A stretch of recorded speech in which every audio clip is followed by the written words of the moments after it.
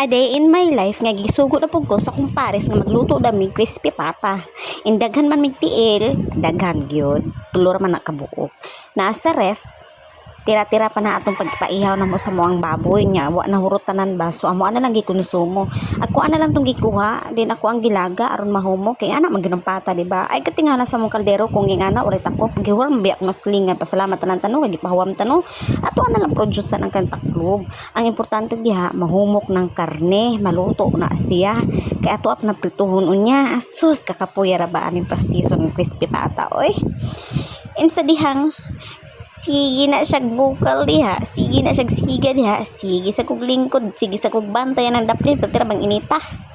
Unsa na ning oras, alas 3 ako nagisugdan diha og laga ha.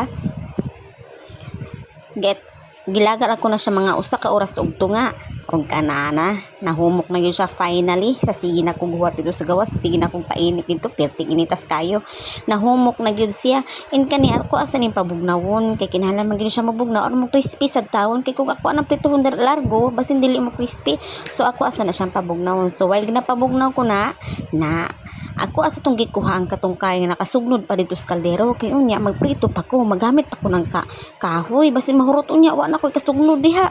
Then ako ana sa ning gugasan namo ang plato nga perting dagahan na sus kaganihang buntag pataw ni namong ginamit. Dili ginamit namong hugason, wa na ko na hugasan kani eskwela man mi unya karon na wa pa jud agas. Sige lang mahuman man jud ang hugason ron ba.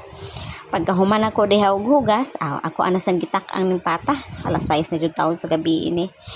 Ang uban ani taon nang higda na, kita ani galuto pa. Wa pa jud na baliktad ha unsa nang orasa ron, ngit-ngit na kayo. Sige na lang taon kog flashlight ani.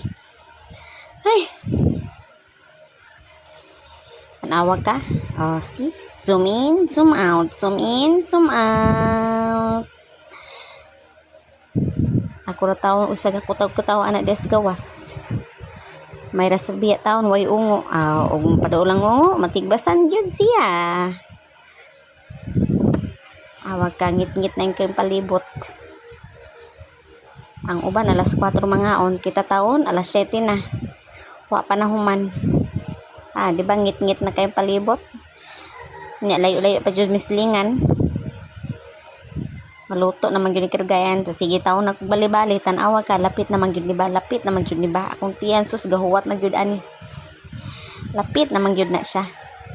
And charan! Makakaon na mi. So, babay na usa kay mga usa mi kay gutom na alas 7 na bes gabi.